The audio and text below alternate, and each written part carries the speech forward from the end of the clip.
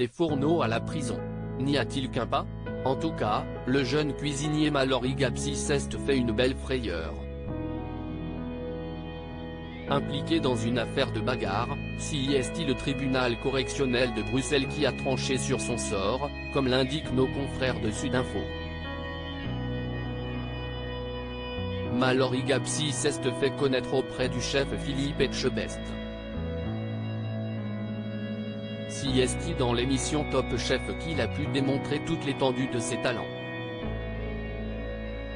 Nous sommes en 2020 lorsqu'il atteint la demi-finale de la 11e saison de l'émission. Un parcours impressionnant, marqué par une séquence mémorable, un pétage de plomb en pleine épreuve. Compréhensible, quand le stress est à son paroxysme.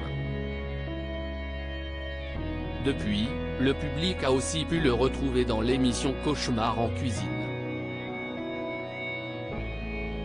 Une ascension pourtant freinée par un fait divers. Mallory Gapsy a en effet vu son nom être mêlé à une affaire de bagarre lors d'une lockdown party, en septembre 2020. Une fête clandestine organisée en pleine pandémie.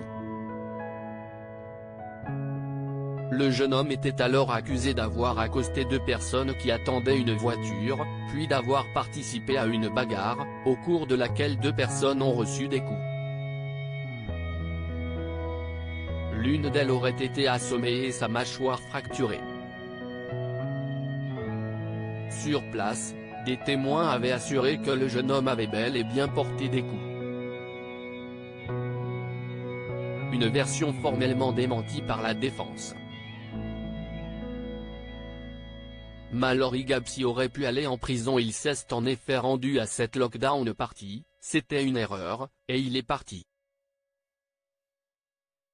Il est revenu chercher son sac et l'organisatrice de cette soirée est formelle, mon client était avec elle, dans la maison, lorsque la bagarre a éclaté à l'extérieur, avait alors affirmé l'avocat du jeune homme.